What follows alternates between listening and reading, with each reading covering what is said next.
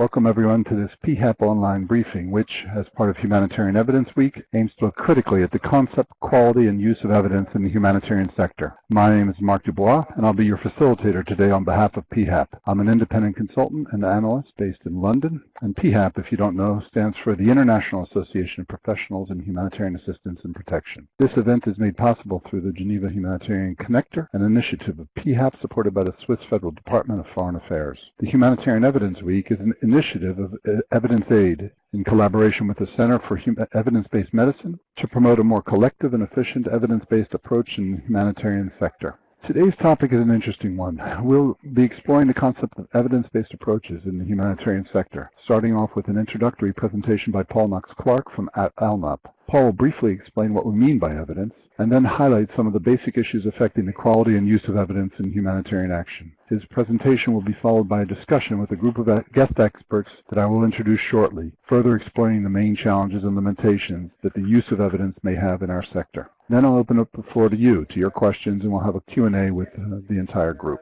So let me just introduce today's panelists. Paul Knox-Clark is head of research at ALNAP since 2011. He leads ALNAP's program of research and contributes his own research on issues of leadership, coordination, evidence, and decision-making, and organizational and systemic change. Before joining ALNAP, Paul was a director of consulting company specializing in organizational effectiveness in international organizations. Nancy Cartwright is a professor of philosophy at the University of Durham and at the University of California, San Diego. She is also co-director of the University of Durham's Center for Humanities Engaging Science and Society, otherwise known as CHESS. One of her research pursuits is evidence, especially for evidence-based policy. She currently investigates how to use scientific research results for better policy. Lars Peter Nielsen is director of Daycaps since 2009. Daycaps is a non-profit, non-governmental project aiming to support the humanitarian community with all aspects of humanitarian needs assessments, to contribute towards a shared situation awareness, and to enable effective decision-making in humanitarian action. He has for the past 20 years worked in numerous crises throughout the world. And finally, Mamadou Touré is currently an independent development advisor based in West Africa. He was the Development Initiative's Poverty Research Director,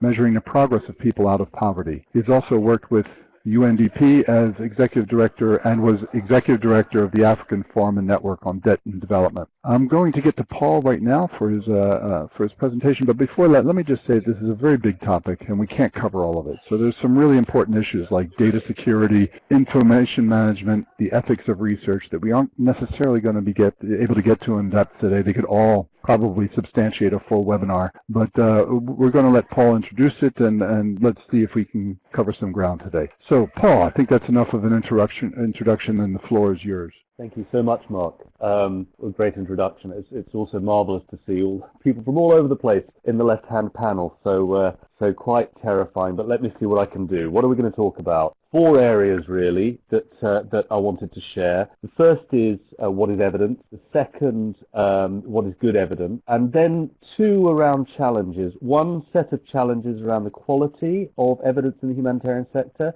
and 1 around challenges to using evidence, because I think they're slightly separate. And I hope that this will set us up for a really interesting discussion.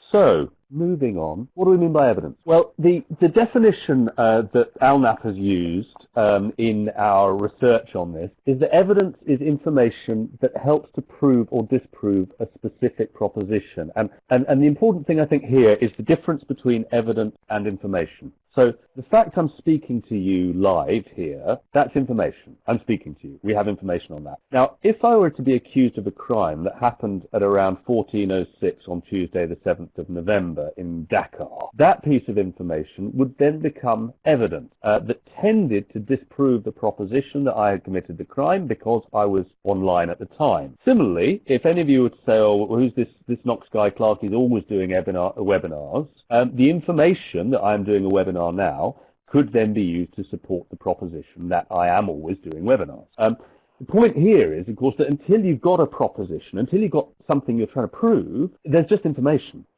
It's only when you actually put it against something that you're trying to prove or disprove that becomes evidence. Now, in the humanitarian sector, there are lots of different propositions, but generally speaking, maybe we can talk about 2 big ones. Much of the current discussion and much of Evidence Week, I think, is around proposition B that you see here, that certain actions will be or certain actions were effective in addressing humanitarian needs. So that's kind of the proposition about what works. But there's also a proposition which a lot of the humanitarian evidence actually relates to, a lot of humanitarian evidence activities relate to, which is not what works, but what's going on. That's proposition A, where information is used to show that a situation of humanitarian need exists or will exist or does not exist. And that's more around the needs assessment, the early warning type evidence. We should be concerned with both types, I would suggest. Moving on then. What's good evidence? How can we judge evidence? Well, at the LNAP meeting in 2013, we attempted to develop criteria for evidence quality, which could be used both for proposition A type things and for proposition B type things, and which were general enough to cover a variety of different methods, both quantitative and qualitative, while still being used. And here they are. Now, not all of these criteria will be relevant in all cases, but most we think will be relevant in most. Now, let's take one of these criteria first of all, attribution, the fourth one down there. This is the one that a lot of this debate at the moment, a lot of the discussions at the moment are about that. It's because attribution is crucial in any discussion of what works. The criterion of attribution is that basically if you're saying that something causes or contributes something else, you need to have a robust way of making that claim to say it's not just a coincidence that A and B occur, but actually A led to or contributed to B. Some methods, experimental methods, I'm sure we'll talk about natural experiments, are particularly good at showing this criterion of attribution, at showing that this relationship exists, although they're sometimes a little weaker on some of these other criteria. So let's have a look at the other criteria. Let's say that what you're doing is trying to see whether a water intervention has led to better nutritional outcomes. So obviously attribution there is really important because that's about the relationship between the water and the nutrition. You need to see that water and not nutrition, not something else is relating to the nutrition. But that's not enough. You need accuracy because you need to know that the nutritional data you're collecting is actually accurate, that people say are using the MUAC tapes correctly. If that data is incorrect, then you've got bad evidence, even if the relationship between that incorrect data and the outcome is proven. So that's accuracy. Secondly, you need to ensure that the children you measure are representative of all the children in the area. So you don't just measure, say, the children in school. Because if you did that, you might have good attribution, but you'd have very poor representativeness. So that's ensuring that what you measure represents the whole population of interest. Relevance. This is mostly about indicators. If you're using an indicator to measure something, you need to be sure it's got a clear and consistent relationship with the thing that's being measured. Now, in this case, the water case, it's not really a problem because the relationship between mid-upper arm circumference, the indicator for nutritional status, and nutritional status is clear and demonstrated and agreed. But with indicators in other areas, you can have a real problem with the relevance of the indicator. For example, many of you will know harvest yield, the amount of wheat or rice that's produced per hectare, has often been used as an indicator of food security. But actually, the relationship between the yield of harvest in any given area and food security outcomes is very, very weak. There is no consistent, strong relationship between the indicator and the thing that's being measured. Attribution we've talked about already. Generalizability. Now, this is only really an issue if what you're saying is the results from this place can tell us about what we should do somewhere else.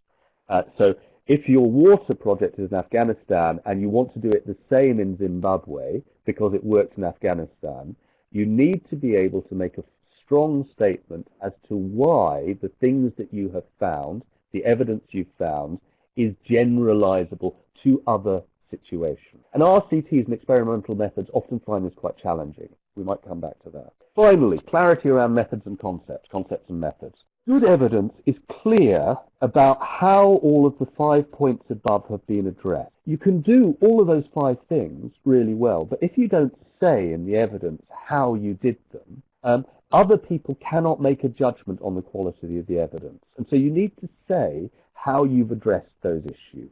But also remember that evidence is not neutral. Evidence is not information. Evidence exists because someone somewhere is asking a question, and the people who ask the questions and the questions that they ask determines what evidence is collected and what, if you like, the body of evidence actually is, how something is thought about. And we need to be transparent about this. When we're presenting evidence, we need to make it clear that this is not evidence freestanding, a universal good. It is something which relates to a question, and that question was asked by someone, and the people who ask the questions are in a system and generally are the people who have power, within positions of power in that system. So take an example. In my old job, I often used to try and get evidence for what are the food needs in this place. But you can see that that question predetermines certain kinds of evidence. It determines evidence about food, not about protection. And it also assumes that food, that there is a need in the first place. So this issue about being clear is very important, we believe. Let's look at problems now, firstly with the quality. It's such a downer this. I'm going into problems, but hopefully my colleagues will talk about some solutions. Now this is just a small sample of a long list.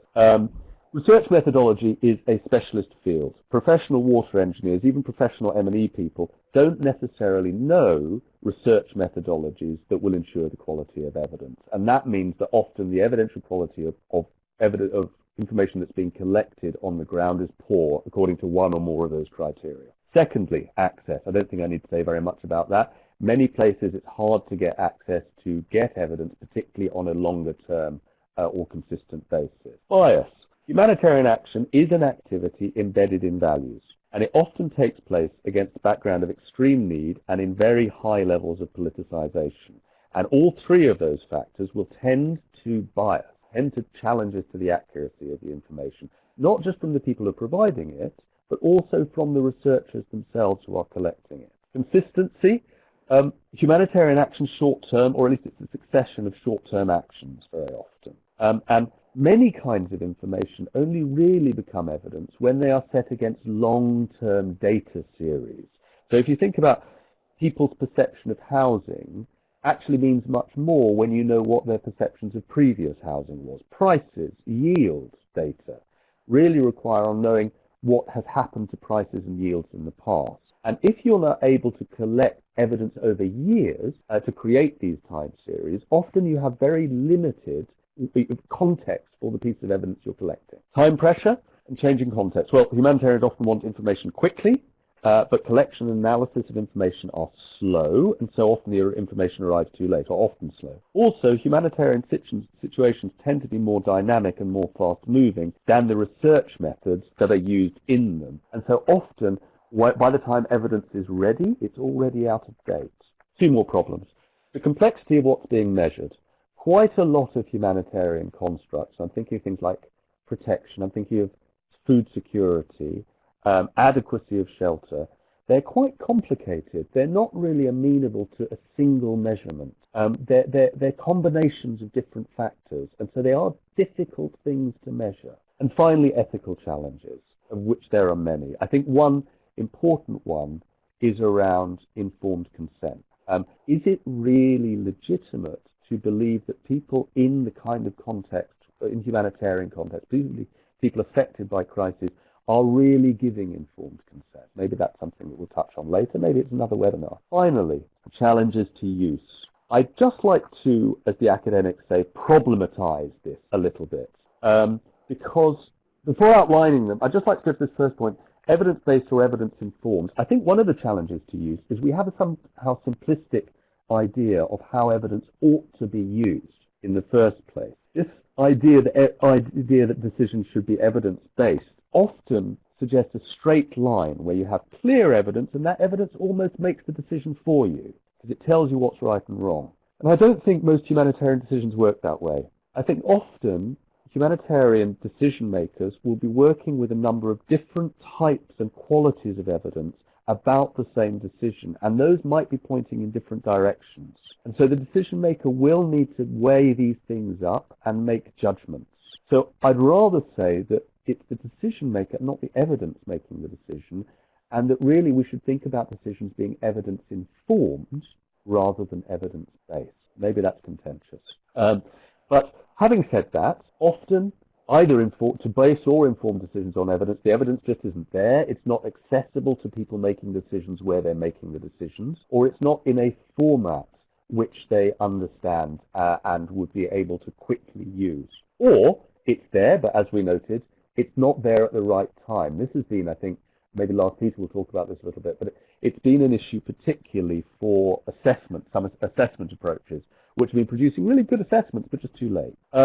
There are also problems, though, more of the problems, I think, are around the humanitarian system and organizations than they are around the evidence. The first is that when we've looked at decision processes, and it's a piece of work that several of my colleagues have done and that we continue to do, often decision processes at all levels of the humanitarian system are very unclear. And because the process is not clear how the process is meant to work, it's not clear where you can input evidence to affect that process. Second structural problem or organizational problem is that evidence that suggests you need to do things differently, I think, is often not used, not because people don't believe it, but because the way programs are structured does not allow them, or finance doesn't allow them to change on the basis of evidence. And this is, I think, among other things, a very big issue for evidence that comes from feedback mechanisms, for example, that people might be telling you they want something else, but if the whole operation has been structured to provide a thing, it's very difficult for organizations to turn that around. I'm not saying that's right or wrong, but I'm saying it is currently a consistent constraint to using evidence. And finally, a lot of the problems, a lot of the questions that people, certainly the questions people ask us to identify evidence around, are big problems that are not going to get solved by any single organization working on their own. And so there is a constraint to using evidence there that, you kind of put a worm in the water hoping that you're going to catch a minnow, and instead you catch this massive great shark. And what are you going to do with that? How are you going to change the whole system? So I think it's not just about the evidence, it's also about the way that our system, and to be fair, many other systems, because we see a lot of these problems also with things like with evidence-based medicine. So it's not just humanitarian, but challenges to use are often about the system. So with that, and 1 minute over time, I'd like to suggest let's have a conversation about that. If you'd like to read more, please go to www.alnap.org, where we have a number of webinars and resources around evidence. What I've been presenting now is this report here, Insufficient Evidence, from the ALNAP network. I hope you find it interesting, and I look forward to a lively debate. Mark, thank you very much. Paul, thank you. That was a brilliant and, as you said, right on time overview of things. I've got a kind of a question for clarification that comes from Rebecca in the U.S. How do you distinguish between evidence that proves a proposition and evidence that supports a proposition? Oh, that's a difficult one, and probably beyond my pay grade, I would suggest.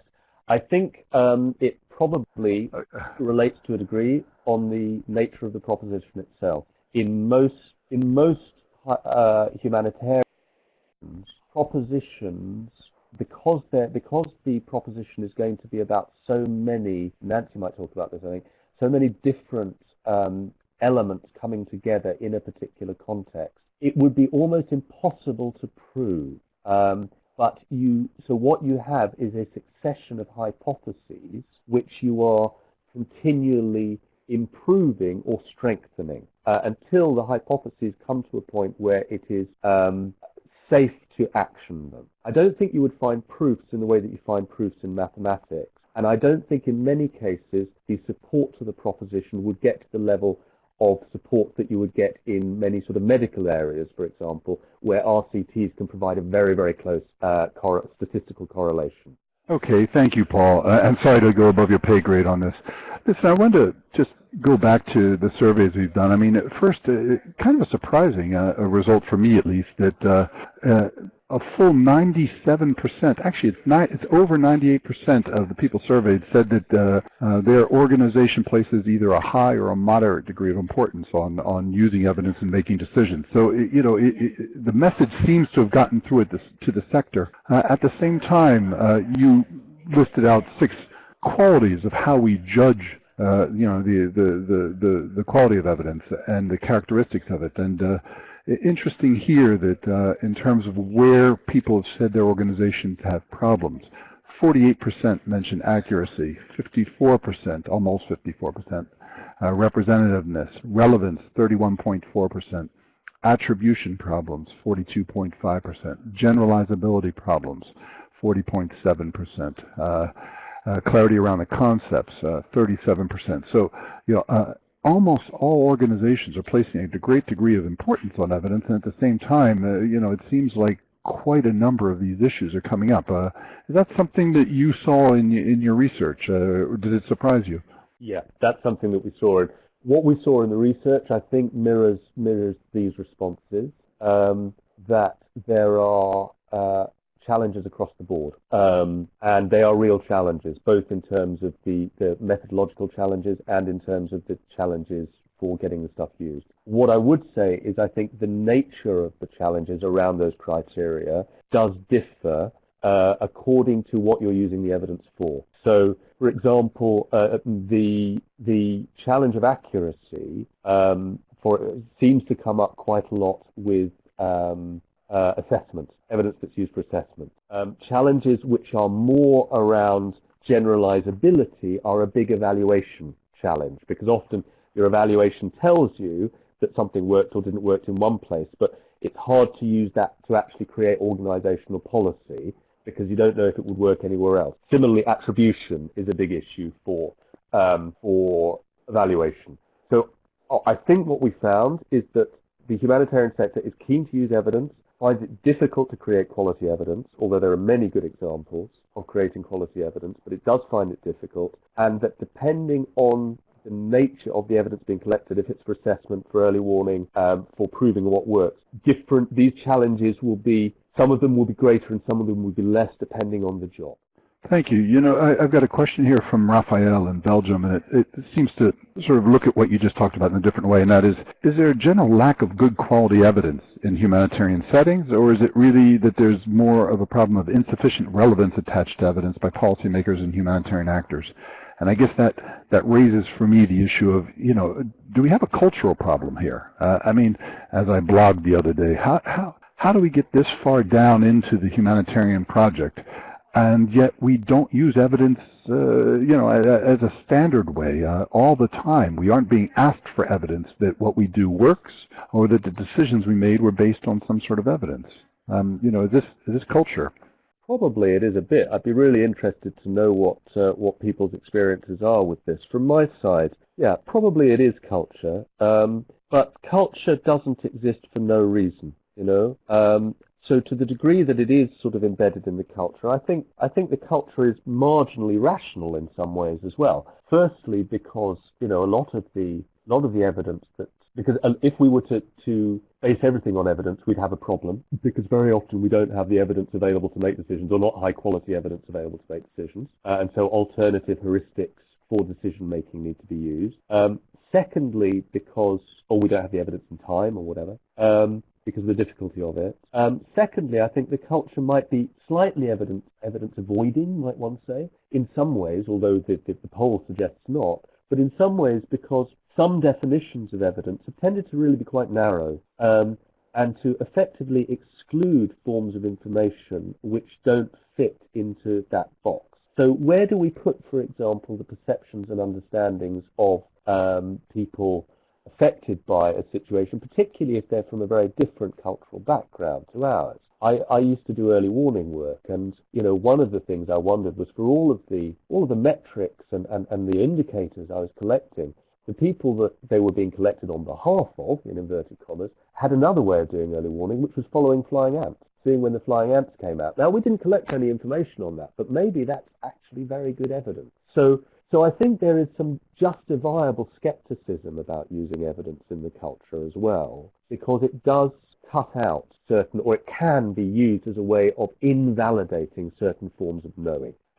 One of the other forms of knowing, I would just say, which is entirely legitimate, I mean, it is a form of evidence, is the experience of people on the ground who've done this kind of thing very often before. That has its place too. The question is, how does that relate to these other forms of evidence? Certainly in healthcare, there's been a challenge around developing a lot of research on why evidence-based healthcare has been different, which suggests that even health professionals who have a strong grounding in a lot of these, many health professionals, trust their colleagues' experience more than they trust what they read in journals. So to some, the cultural piece, yes, but I think there might be reasons for it that are also worth exploring. Okay. Well, thank you, Paul. I think right now it's maybe a good time to start moving to our panel. Nancy, I'm going to come to you first. You're not an expert in humanitarian field, but you've looked at this very issue of evidence and how evidence is used to develop policy across a number of sectors.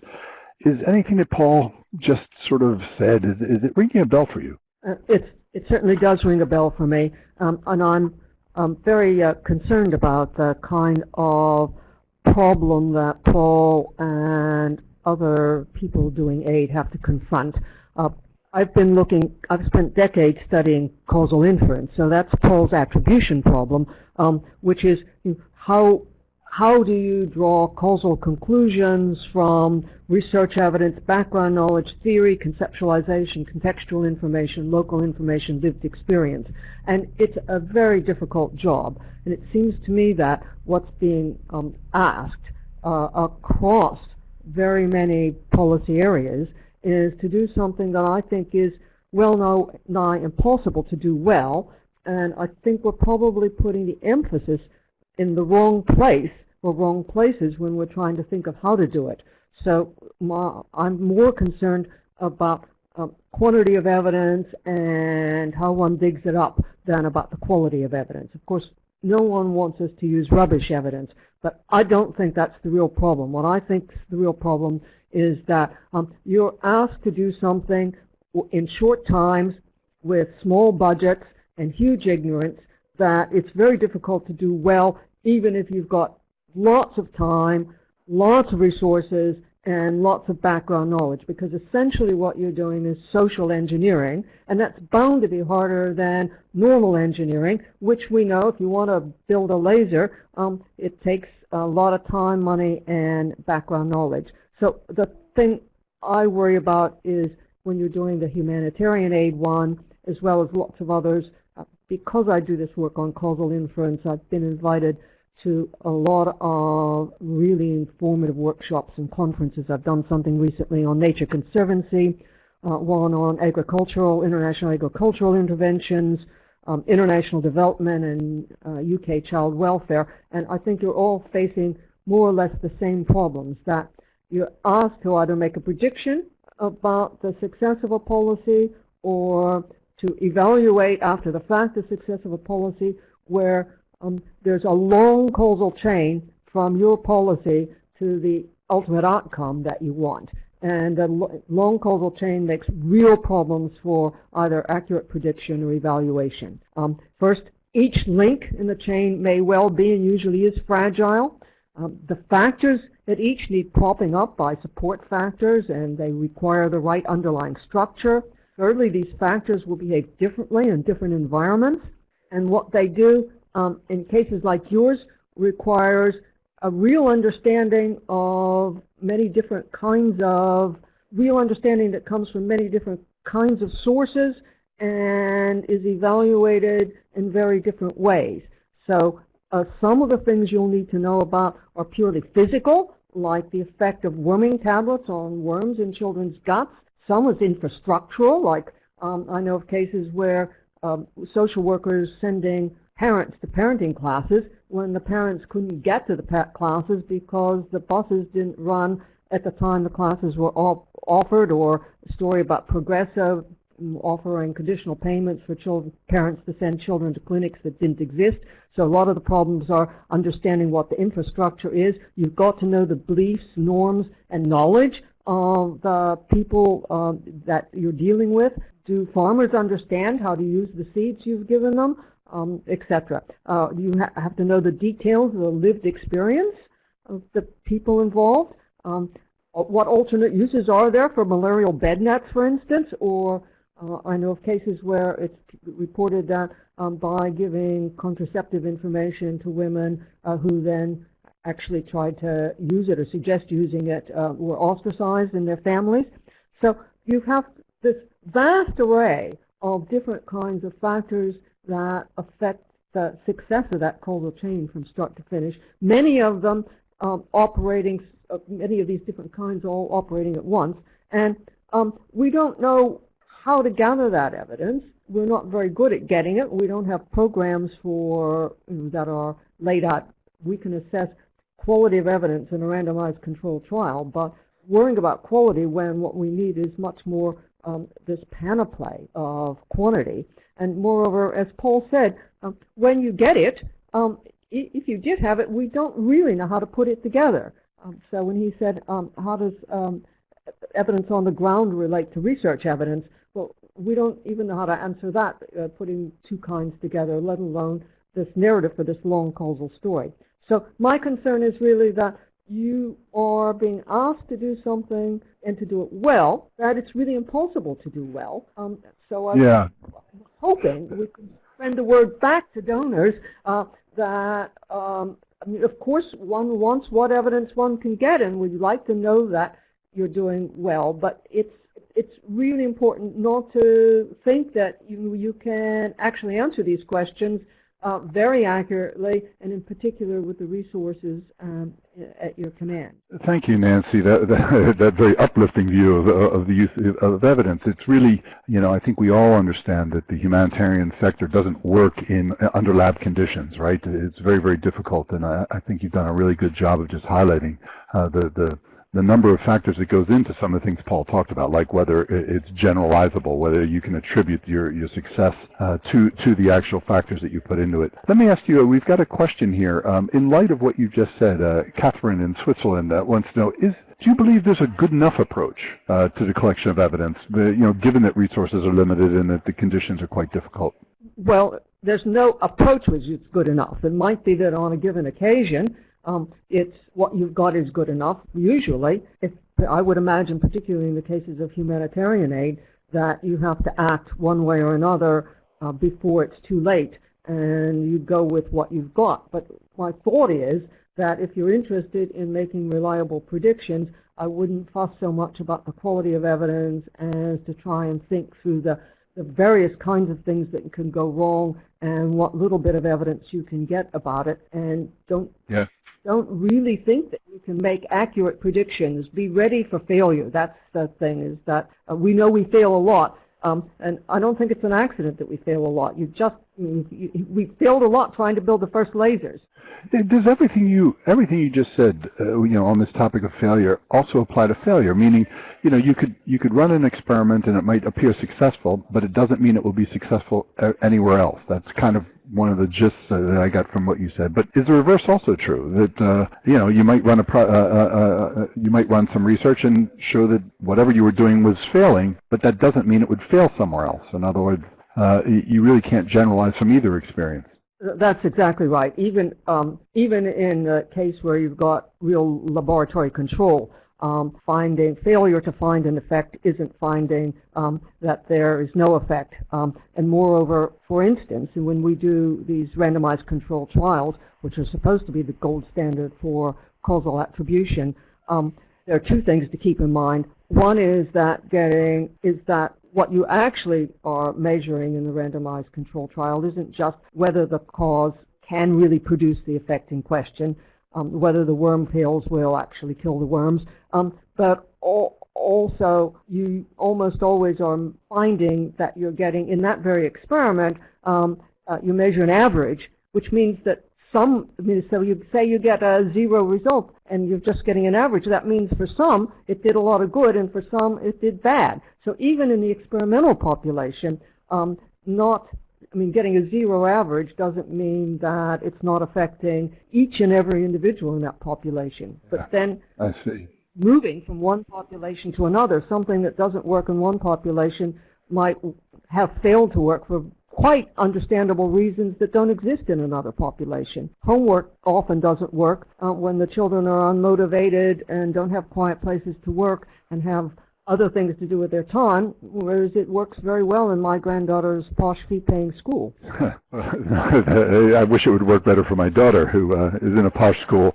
So there's more proof that posh doesn't always work. Let me ask you a question, just one question before I go on to Lars, and that is, you've talked a lot about the fact that we seem to be being pushed to making very, very major investments in research, but investments that are nonetheless insufficient to the task. And I'm wondering, is there such a thing as too much? Rain in Lebanon asks, at what point do we, engage so much in research that we just miss beneficiaries' needs by focusing elsewhere? And I guess, is there an opportunity cost here to doing research and to trying to know what we're setting out to know? Well, there certainly is, because if you wanted to have a reasonable level of certainty, you'd have to invest quite a lot of time and money, and particularly if you want to make it over a short term, then you're going to have to invest a lot more research sources, a lot more experts, a lot more work. I've also been recently at some workshops where people have been talking about how donors, not big donors, the study was about little donors like you and me giving money to the Red Cross or something, that donors are very keen to give money to charities where the charity can show that most of the money goes to the recipients. Well, if that's the case, then the money's not going into research, and if the money goes into research and it's not going to the recipients, then I think donations drop off. So somehow we've got to help change the way people have been thinking about this. And of course we want to have good reasons to think what we're doing makes sense and works, but we can't have everything we want all at once. That sounds like a good reason to have this webinar. Thank you very much, Nancy. Lars, let's move on to you. You work with Daycaps, and you're right at the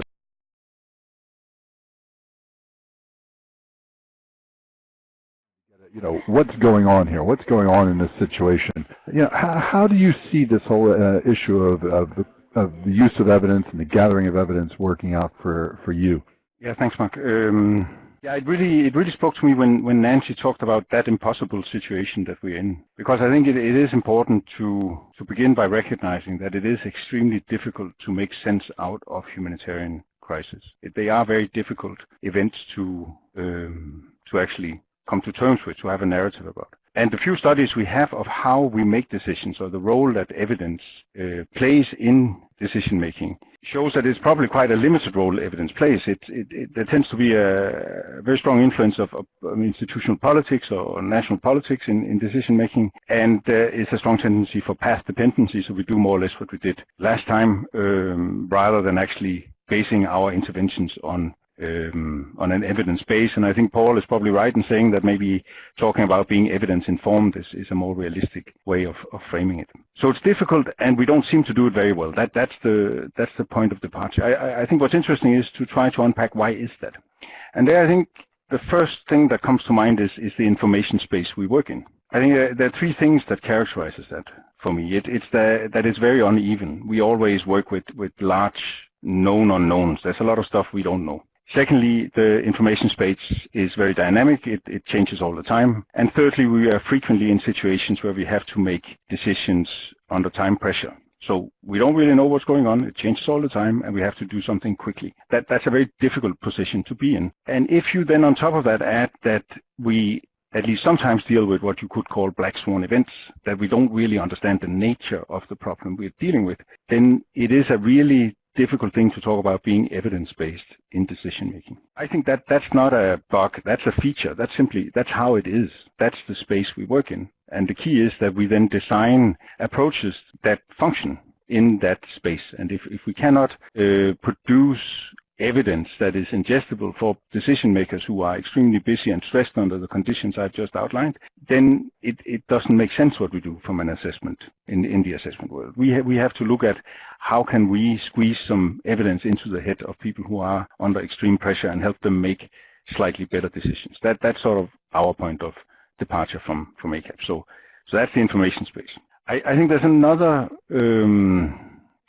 aspect that also constrains us. And that is that, firstly, I think we massively underinvest in analysis. I fully get the point that we can't spend all the money thinking and writing and not providing any assistance. But I think if we looked at it, we probably spent more money on figuring out how it went wrong after the fact than getting it right up front. In other words, I think we probably spent more money evaluating interventions than we do on assessing upfront and getting the design right. And I think we need to look at how much or how little we actually spend on assessing. And in relation to that, there's one particular thing, and that is the absence or the lack of the humanitarian analyst as a profile in our world.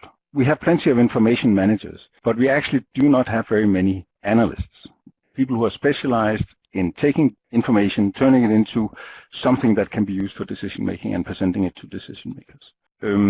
And I think that's one area where we would get a lot of return on investment if we put more focus and more money on that. And I think the key there is that, in a sense, exactly at the time when the gap between what we need to know and what we do know is the biggest, so in a sudden onset disaster or in the rapid deterioration of a protracted crisis, that's when we are all the busiest. So the minute we need the most brains to inform decision makings and where we make really critical decisions is also the time where we have the fewest brains, if you want. And I think we need to reflect on how our capacity as a community is not stable. It's very uneven. It fluctuates with how busy we actually are. So that's the second point. Yeah, no, it's around go ahead. How much we invest in analysis.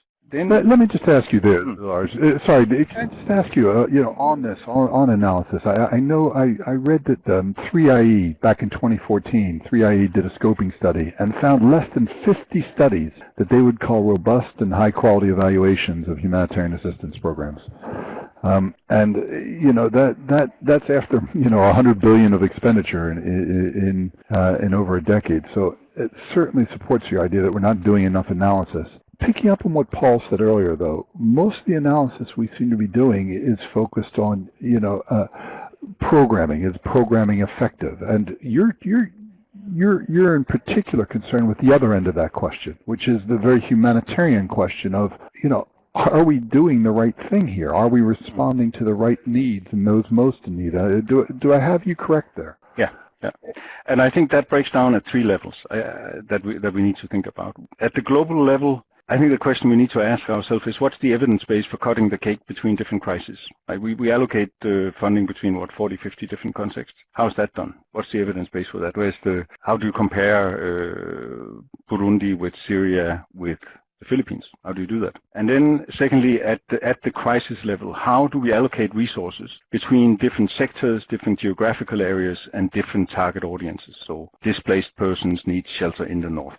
How has that decision been made? And I think those two levels, the global and the crisis level, is exactly where the political pressures are the biggest and where we probably make the biggest mistakes. And then the third level is the programming level, where an individual organization will figure out how to design an intervention in a given area. And that's where I think we're probably on not safe ground, but we probably have better methodologies, more time, more resources to actually design that intervention. But how do we make those critical priorities between population groups, geographical areas, and sectors at the crisis level, and how do we allocate resources between different contexts? Those are the two big questions for me. Yeah, no, I think that's fascinating. We're going to come back to you, but I'd like to just move on to Mamadou now. Mamadou, Lars just talked about this pressure. That there's, when you look at the global level and sort of the regional level, you've got a real political pressure on where we put our aid, things like that. And I'm wondering, does this speak to some of your experience in terms of how evidence was used, or to bring back a term that Paul was using earlier, and that's bias in the evidence, here caused by external pressure, like reaching certain targets and political instrumentalization of aid. I think we have to take this back to context. The evidence that we look for in humanitarian settings is not the scientific evidence. Most times is what I would call satisficing evidence that action needs to be taken, and that it needs to be taken very quickly in a distinct specified area. That's the type of environment we work in, and this is what more or less shapes the type of evidence that we need for humanitarian delivery. Just to come back to your question, just two examples. If we go back to the Asian tsunami that's about a decade ago, the time and the effort that needed to be spent on gathering evidence was way below the quantum of goods and services that needed to be, displaced to these people who were so much in need. And I think, if I recall well, at the time the work of the global cluster, that's the UN system coordination of humanitarian assistance, a lot was focused on how much needed to be displaced to where, rather than are we working on good information. So I think context is very important. Yeah, no, that's clear. You when we spoke earlier, you told me about the, sort of the way in which some of the major international, agreements that we reach, for instance, the SDGs, the Sustainable Development Goals, which, produce international targets. But then when you get down into the context, maybe there's, that creates a discrepancy, and that ends up really influencing what kind of data is collected and evidence is produced to look at programming and needs. Yes, absolutely. I think reference to the SDGs would be in a development context and not a humanitarian context. So that's a slightly different context. But then, yes, we do end up at international forums determining indicators and not checking a priori before programming whether these are the indicators that are relevant to specifically felt needs at country level.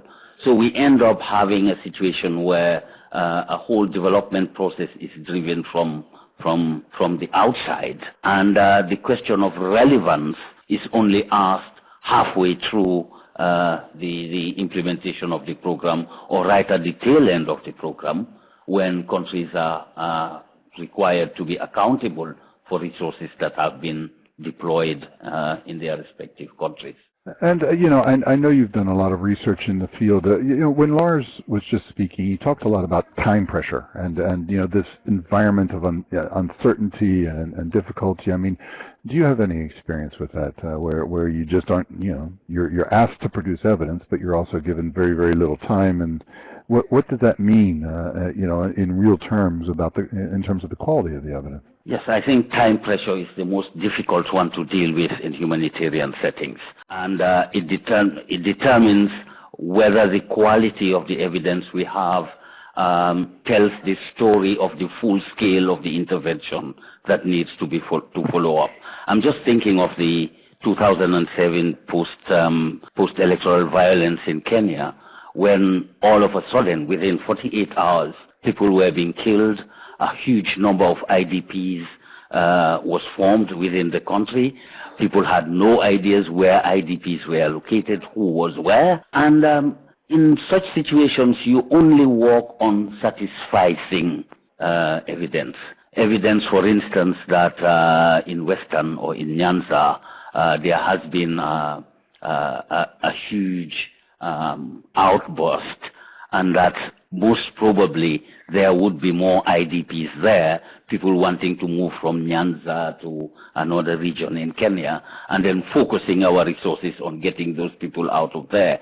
But then at the same time, there could be people in Kakamega, which is a completely different region, where there were as well huge numbers of IDPs. But because they were so scattered over the region, nobody had the idea of the scale of the IDP problem in those areas.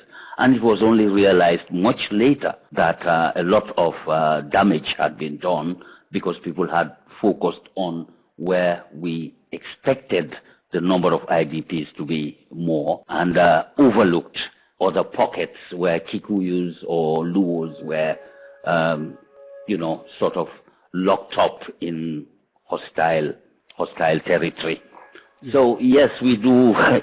It is a very difficult situation, but the particularity of humanitarian settings is what determines to a large extent how much we can invest in getting how much evidence before action can be taken. And I think I go by my idea of only getting satisfying evidence because we need to move very quickly. No, I think that's going to be a theme we're going to take up. Maybe Paul, can I come back to you, and then I'm going to move to Nancy with this same question. You know, we've just heard about some of the real challenges in the field, and I'm wondering, you know, how do we manage the quality of evidence in this environment, and also taking into consideration financial constraints? That's a question that came to us from Ceuta, Cameroon, and Mauricio in Spain. And you know, I think you could probably add on to that a question from Amit in the U.S. about, you know, how can we best support this growing generation of evidence-based approaches in humanitarian sector, given, you know, again, given the quality issues because of the difficult environment that we're working in. Ooh, no small question there, Mark. On the finances first, it's certainly true that some forms of evidence generation are both extremely time-consuming and extremely expensive. And it's also, I think, probably true that, you know, very few forms of evidence generation, by which often what we're looking at is analysis, as Lars pointed out, of in collection to a degree, but also analysis of information within a formal methodology. Very few of those come for free. I remember working on assessment, as Lars does, and you know, saying to my colleagues that they could have another question on the list, but it would cost another $15,000, and I think, you know, that's about right in many cases. So around the finances, how can we do it with limited resources? I think I'd like to suggest that there are approaches, and Alnap, actually, my colleague, is going to be looking at these over the coming year, so watch this space. There are approaches to certain kinds of evidence for certain types of things, which can be effectively done on the ground. We need to know more about what they are and to share that. I think Daycaps has done a lot with this, just by pointing out that very expensive primary data collection is often a less good approach than actually just amassing and analyzing, checking and analyzing the data which already exist, for example. It's a much cheaper, quicker way of doing things. But I think also we've got to follow Nancy on this and say, well, there are some questions that will be too expensive to answer. You know, we can't do the impossible. So on a case-by-case basis, you know, I think it's looking at, you know, is this something which can conceivably be answered with the funding that is available or could become available? And then, you know, what are the methods and approaches which maybe are a little bit new to us, which can do that in a more economical, faster, but still acceptably evidential way? Paul, that's interesting. I mean, it's what you made a distinction there, and it actually touches upon a question that came in from Nadia in the U.S., and that is, you know, there's a distinction between the data and that we already have, but also then the investment in research and evaluation and going and collecting more evidence. And I'm wondering, or Nadia is wondering, do you have any successful examples? Did your research show places where people, rather than creating a very large research protocol and going and collecting a whole lot of new things, really focused on, I think, what Lars was talking about earlier, and that's the analysis of existing data and evidence? I think it happens quite a lot. I think it's a really great question. It obviously, again, it will depend on what it is that you're getting evidence for. I go back to this thing, there's no such thing as evidence. Evidence only comes into being as data or information when a question is being asked. But in terms of looking at what's out there already, as I say, I think Daycaps has led the way in assessment in many ways, but in this, you know, by saying, hey guys, let's cool our boots a little bit, and not send to people to do primary data collection until we know what's there. And I think that has been a very, Lars can tell us more, but I think that's been a very successful approach, or at least the basis of a very successful approach in a number of contexts. I think also there's been great work done by people like Feinstein and Oxfam in terms of just trying to take varieties of approaches to systematic reviews. So trying to take this question of what works, and rather than going out and doing primary research on it, actually looking at all the other primary research that's already been done and trying to pull that together, look at the quality of the evidence that exists. And they've done that on a number of sectors. I think many people here might like to follow up on that. I don't know if we can find and put a link to that work, but if we can, or send it out afterwards, that would be great. So there's been quite a lot of work on sort of systematic reviews of what's done already. And of course, quite a lot, I mean, research comes in many flavors, and quite a lot of that is literature reviews. So our work on leadership, for example, and coordination, we didn't start by interviewing people. We started by looking at all of the excellent stuff that had been together and trying to synthesize it and bring it together to get sharper questions that can be more easily answered by a smaller number of interviews. So, Nadia, yeah, I think there are examples, both in terms of what's the situation and in terms of what works, where there's been great use of secondary sources and existing information, either for itself or very often as a basis to know exactly what is there left that we need to find out. I think you did answer the question, Nancy. I to come to you in some ways with that same question. Your experience beyond the humanitarian sector, and I'm wondering, have you seen in some of these other sectors, ways in which they've managed to improve the generation and use of their evidence? I don't think there's any silver bullets here, given the difficulties and challenges you've outlined. But is there anything that you've seen in a way of good practice, and maybe also taking up this point that, well, rather than going out and doing a whole lot of research, what about just analysis of the data we already have? So two things. One is I'm very impressed by what I've seen published by the Nature Conservancy. I said I went to one of their conferences, and they had about an 80-page pamphlet on how to design the interventions they want to make for, say, preserving the species. I was thinking about saving the Santa Cruz Island foxes. And the handbook is much more detailed than anything else I've seen about designing an intervention that's fit for purpose in the context in which it's going to be placed. So it does use data and what's happened elsewhere, but an awful lot of it is about reminding you what kind of measurements you have to make or estimate, make bets about, and it's nice because we know these humanitarian contexts are very ecological, but they actually study what natural ecology is, where we know very much that all the factors interact in special ways together.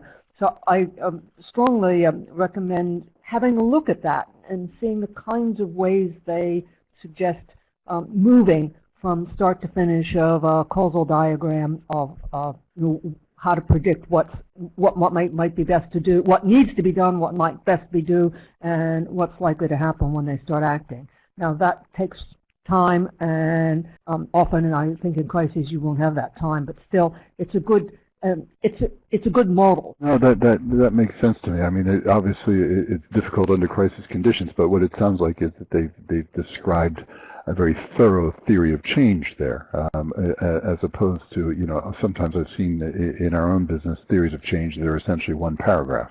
And they don't just have a sort of linear theory of change, right? Because that's the point about it being ecological, where the factors interact. The other thing is that I think we shouldn't think that you can gather a lot of data in general. Generally, it's not the case that you can gather a lot of data about what works, because context matters so much. And of course, you might move to such an abstract level that you get, my colleague that I write with sometimes says, well, yes, I mean, if your advice is do the right thing at the right time, that's fairly universal, but almost everything else is very context dependent, and when you start looking at different studies in different places, you almost always find out that you aren't getting consistent results. Okay, thank you. Lars, I bet you'd like to come in on this question of sort of what we can do in particular at that operational level that ACAPS focuses on. Yeah, I just wanted to highlight one context where I think we got it really right in terms of actually doing a fairly solid evidence base quickly, and that was the Nepal earthquake. I think in that case, if you go in and study how the assessment bit actually worked, that's probably as good as it gets in a sudden onset. And I think the interesting thing there was that the reason for that, in my opinion, was that we had a leadership, a wrestling coordinator who wasn't afraid to make decisions and say, no, we don't spend 2-3 weeks assessing this situation. Get out there and get moving, and we will refine the understanding of our situation as we move along. And I think in order to overcome this, or one of the key issues we have to focus on is how do we deal with uncertainty, and how do we deal with risk, and how do we encourage the leadership, or how do we get better at taking risks, basically, so that we more systematically work with uncertainty and actually also work with dissent between different actors in theater. How do we systematically work with those two aspects, things we don't know and things we disagree about, because those will always be a part of the environment we operate. I mean, maybe just a follow-up question that's come in from Kene in Nigeria. Lars speaks to this, and that is, how do you deal with another element of the uncertainty, and that's the security risks and the security pressures, and doesn't that have a big impact on the information space? And I note that I read an article by, I think it was Bertrand Taith up at University of Manchester, and he said that one of the things they found is that people in the sector almost treat the collection of security management information as it's just done on an ad hoc basis. It's talking to people at meetings, but there's very little rigor behind developing that kind of a security framework and profile, which I would assume has a lot to do with how you're able to work at that, especially at the initial stages of a crisis. Yeah, I think that security obviously has massive implications of how we can collect data. The issue of secondary data has been brought up a couple of times over this discussion, and I think that is key to being able to understand situations even when we can't have a massive field presence. And I think there is a lot that we can do without doing the traditional large-scale detailed field assessment. But again, I'd like to return to the main point, which is we do not have enough brains. We don't invest enough in people who actually do this. We don't have enough analysts who sit and look at those highly insecure contexts where we have limited access, but still do have some information about what is going on. And I think before we actually get more people who can do that and process the data and make it available in a real time and in an ingestible manner, then I'm not sure we will move forward, no matter how great our methodologies are.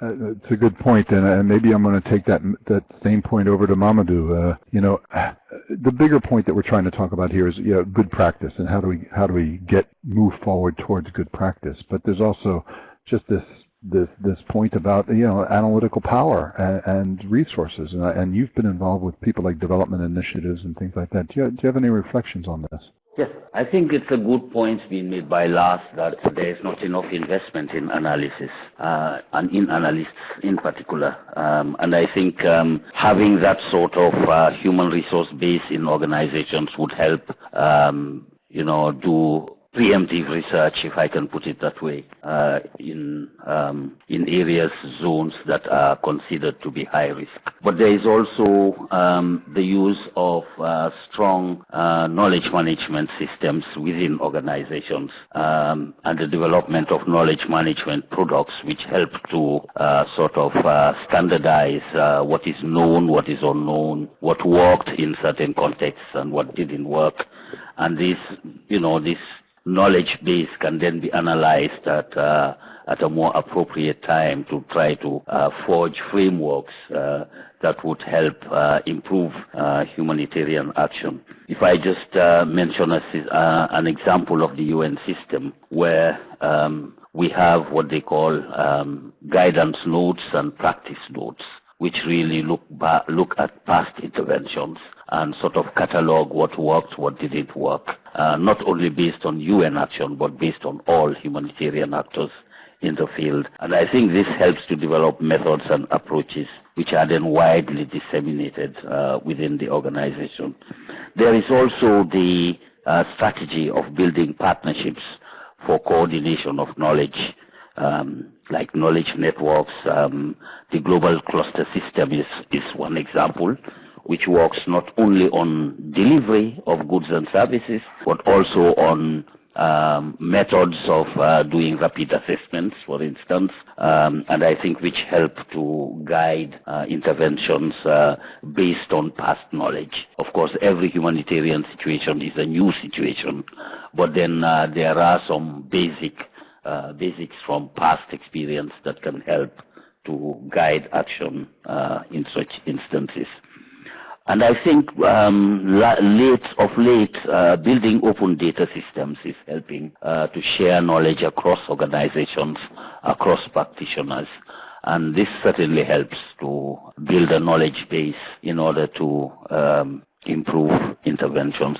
So best practices, I think, have to be looked at within these three areas. What is done internally within the organizations, what is done across organizations in the form of coordination of knowledge networks, and then other investments like investing in analytical power, investing in open data systems. I mean, it's a good point you make there. I'm going to take that back to Paul. Paul, and this follows up on a question from Elizabeth in Kenya. Cooperation. How, what Mamadou just talked about is, the fact that we need to share information, and we need to be able to manage the sharing of information. At the same time, we are often a very fragmented sector with individual organizations that have enough trouble just managing their information internally. Did your research at ALNAP come in, deal with this issue in any way? Yes, we've looked quite a lot at information management in the coordination system. And some of the constraints and challenges to that, and I would second what Mamadou says. I mean, I think the first point I'd just like to make about analysts, if I may, which I entirely agree, but I'd also question who are the analysts, because one of the most fundamental, and recognizing that there are many situations where this will not be possible, but there are also situations where the humanitarian system as a system has been there for decade or more, naming no names. And, there is not a consistent baseline collection of data going on around sort of key indicators, around demographics, around mortality, morbidity, despite the fact we've been there for 15, 20 years. And part of the problem there is this idea that, we should be doing it, this thing should be, the analysts should be inside the external humanitarian organizations. And my personal experience there has been that what happens is that, one, you have a problem with, not invented here, where information is being collected by one agency, other agencies don't trust it, or where information is being collected by one agency, it's not necessarily shared. And two, what tends to happen is that people rotate very, very quickly before the capacity to set up the long-term data collect and analysis function has been established locally. And so continual wheel reinvention of these analysis functions goes on in an awful lot of offices, including some that I've worked in. And I think, when one looks at one of the key challenges to sort of interconnectivity, interoperability of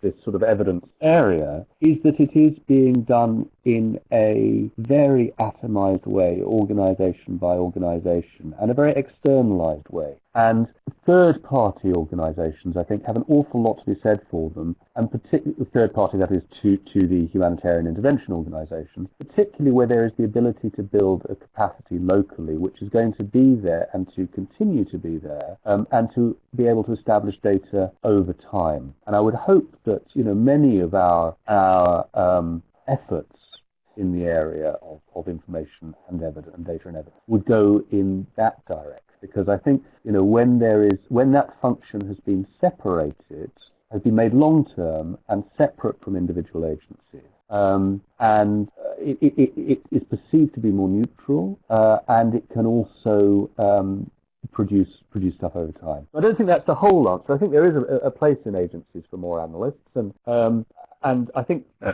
hope you do.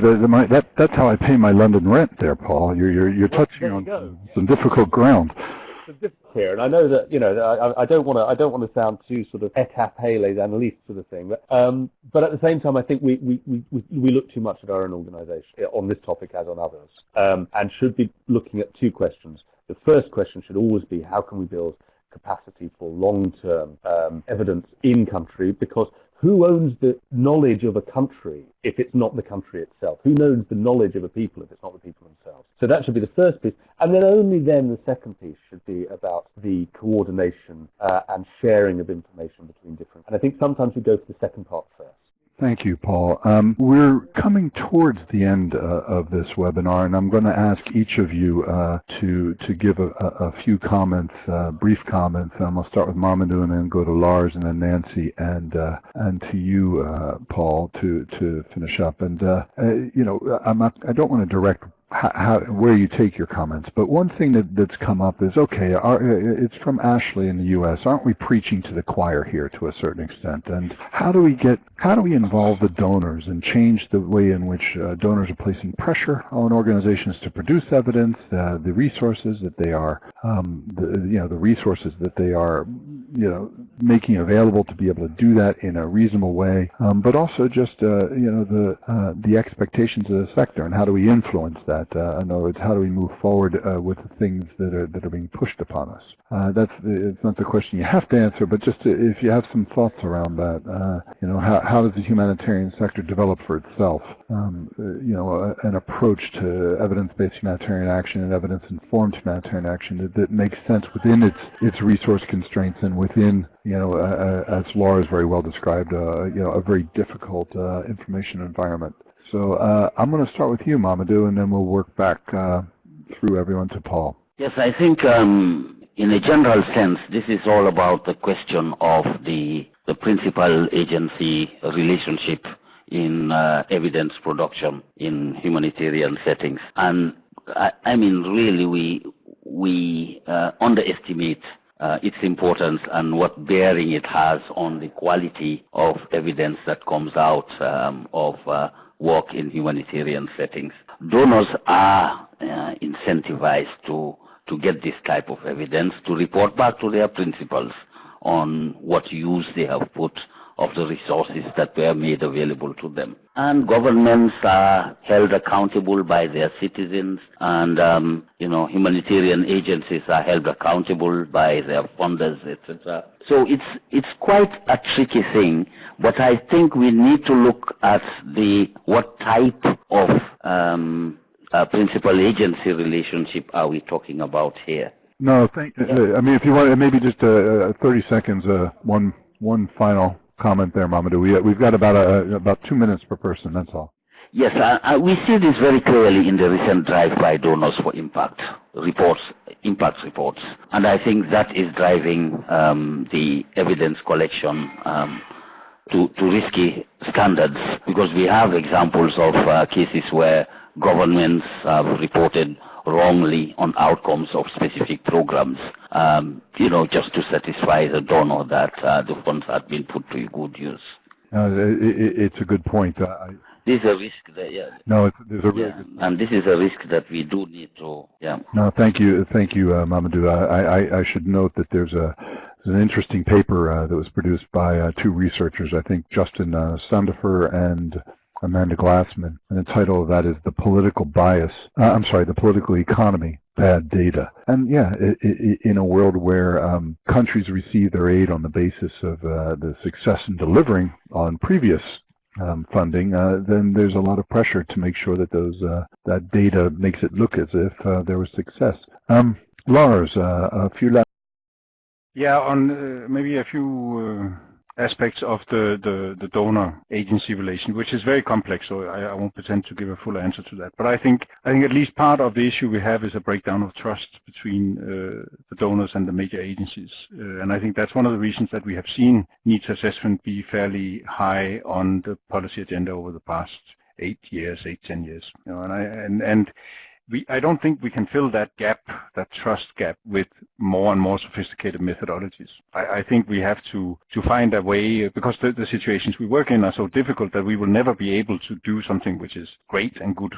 And so it's about finding a way of reestablishing a trust between those who pay and those who implement, so that we can have good enough response plans and evidence-based approaches that are that we can be fairly sure are not influenced by the political interest of the different agencies, but actually reflect the needs on the ground. And I think if we can talk about how to reestablish that trust or strengthen that trust, that might be a good step forward. Thank you. It's an important message about trust. Nancy, maybe some final comments from you. How did you interpret what's been said here, given your vast experience beyond humanitarian action? Well, I thought that Lars's last point was a really important one that I've seen across the various areas where I've been looking at the call for evidence for effectiveness, and that's that there is a trust gap, and that I think Lars's remark should be kept firmly at the fore, that you can't fill the trust gap with better methodologies, and in particular for evidence-based policy, you're not going to fill it with better methodologies because the methodologies are just too complicated to provide the kind of reliable outputs that are being asked for. I think it's important. I like the expression that we want an approach to evidence gathering and use in humanitarian action that makes sense from inside. And so, of course, the advice is to sort of resist the imperialism of a certain way of thinking about evidence and what kind of evidence and what quality of evidence one has to have, but how you convince other people who are wedded to a certain paradigm of evidence and quality of evidence, that I've really got not much of an idea about, except to keep hammering at it. We do, after all, share across all this. We seem to live in an audit culture, and I find each little group by itself is having to cope with this. No, I've no good ideas about the sociology or politics of how Thank you very much. Paul, any final comments from you? Well, if I may, I'd like to kind of push back on the premise of the question, because I think the question, as I've said before, is always really important. I'm not sure that the donors are I think the donors support evidence. I see that a lot. I mean, not all donors and not all kinds of evidence, but I think I see a very present and increasing trend of donors to try and spend money on understanding what's going on and on understanding what works in a broad variety of ways and at a broad variety of levels. And, ALNAP has donor members, and they're extremely engaged and committed in the evidence generation through evaluations, but also through research. I think the question is what is working that they could continue to do more of, and what should we be careful of? And I think what I would love to see in terms of doing more of is more donor representatives and more donor forms, if there have to be all these forms, just asking the question, how do you know that? We think there's a problem. Okay, how do you know that? This is the best way of approaching the problem. How do you know that? I think that would be a fairly simple build to just get everybody thinking about the basics of how do we back up the claims that we're making. I think I'd agree with Nancy at the same time that the second thing is that when we answer that question to the donor, some donors find it very difficult to receive an answer which is not based on statistics. Some, by no means all. And I think broadening what is acceptable as evidence is important, and it's probably an important area that donors need to think about as well. That there is life beyond the RCT. RCTs are very useful for answering particular questions, PICO questions in particular environments. But there are other forms of sociology, anthropology, all kinds of evidence exists, and of course the evidence that comes from affected people themselves. And that leads me on to my last point, and away from the donors, which is about how can we make the system more evidential. And I think again, it's about let's just do more of what works. We don't necessarily need big manifestos or revolutions, or let's just find what works and do more of that. Because I think there's a lot of it out there. And the first step of that is not being quite so scared. Evidence people make evidence look scary. They talk about inclusion errors and I don't know, all kinds of factors. And anyone who's not from there, thinks, well, I can't take place. But all evidence is, I can't take part. All evidence is essentially, if you're making a claim, Do you have a solid base of information that can stand up and support that claim? And I think if we all start from there, and then start looking at methodologies that allow us to do that more, gently and become more and more, then straight away we would have a lot more evidence going on. Paul, thank you for that, in particular for that very simple question. How do you know that? And for me, it's not just an important question for donors to be asking. It should start with the project people in the field talking to their staff. How do you know that? And then from the head of mission to the project people, and from the desk up in headquarters and all the way down, and the communities. To the aid workers. How do you know that? And how do you know that works? So thank you for that. For the 123 of you still remaining with us, thank you first for staying with us, and please do not leave the webinar platform before filling out the survey. Your feedback is really vital for how we organize these future events.